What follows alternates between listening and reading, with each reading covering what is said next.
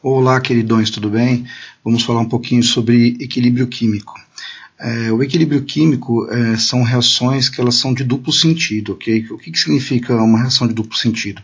As reações que a gente conhece normalmente, os reagentes, eles se transformam em produto, né?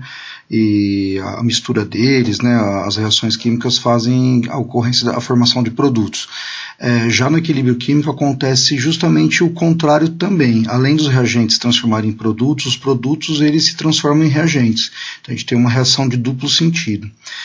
Vamos ilustrar um pouquinho, fazer uma analogia aqui com a água fervendo. Tem um esqueminha da panela de pressão, né, ali em cima, e ao lado a gente tem dois recipientes mostrando a água e o vapor d'água, né? Quando a água começa a ser aquecida, começa a iniciar o processo de ebulição, né? O processo de ebulição ele transforma a água do estado líquido para a água no estado gasoso, e ela começa a ocupar todo o espaço do recipiente. Quando a água começa a ocupar e ficar saturar todo aquele recipiente, ocupar tudo com esse vapor da água, ela começa a se transformar em líquido de novo pelo processo da condensação. Então o vapor se transforma em líquido, o líquido se transforma em vapor e assim sucessivamente. Sempre existirá dentro de um recipiente a mesma quantidade de água. Claro que a gente tem que considerar que o recipiente tem que estar fechado e desconsiderar a possibilidade de rompimento, porque a pressão interna no recipiente, né, onde não tem vazão, acontece o rompimento do material. Então a gente tem que desconsiderar isso só para fazer essa analogia, né? Então sempre existirá a mesma quantidade de água. A somatória da água líquida com a água gasosa sempre vai estar em mesma quantidade. Aqui a gente tem uma reaçãozinha da amônia, né, a representação da reação da amônia. Então a gente tem uma mistura de N2, que é o gás nitrogênio, com a mistura do H2, que é o gás hidrogênio, formando o NH3, que é o gás amônia, né? A amônia também é encontrada na forma de gás, né? O nitrogênio, se vocês repararem ali, o nitrogênio ele tem uma porção para cada 3 porções de gás hidrogênio. Então a proporção estequiométrica aí é de uma quantidade de nitrogênio para 3 de hidrogênio.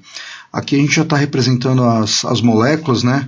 A molécula de nitrogênio ela mostra aí 2 átomos de nitrogênio ligados. A molécula de hidrogênio são 2 átomos de hidrogênio ligados.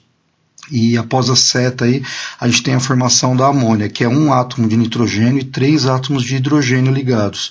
A gente vai formar a amônia em 2 quantidades, por isso que tem esse 2 na frente da fórmula do NH3, né? E essa seta ela tem que ter duplo sentido, tá? Na representação ela está indicando só para um lado, só na direção da amônia, mas a amônia também se decompõe formando gases nitrogênio e hidrogênio. Então, na reação da amônia, ocorre sempre um equilíbrio químico. Isso é o melhor exemplo que a gente tem de equilíbrio químico é a reação da amônia.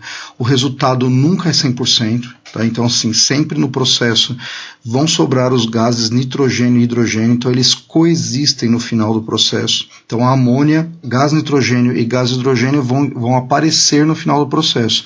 Por isso que nunca o resultado é 100%, nunca você tem o total de possibilidade da produção da amônia, sempre abaixo do esperado. Só que aí 2 pesquisadores, né, o Fritz Haber e o William Bosch, eles começaram isso, entre outros, né, outros pesquisadores também fizeram muitos estudos, né, mas eles começaram a alterar a temperatura e a pressão no processo de produção da amônia, né? E aí eles chegaram à conclusão que abaixando a temperatura e aumentando a pressão, eles conseguiam um pouquinho mais de rendimento e produzir um pouco mais amônia, ok? Então tá aí, dá uma resumidinha aí sobre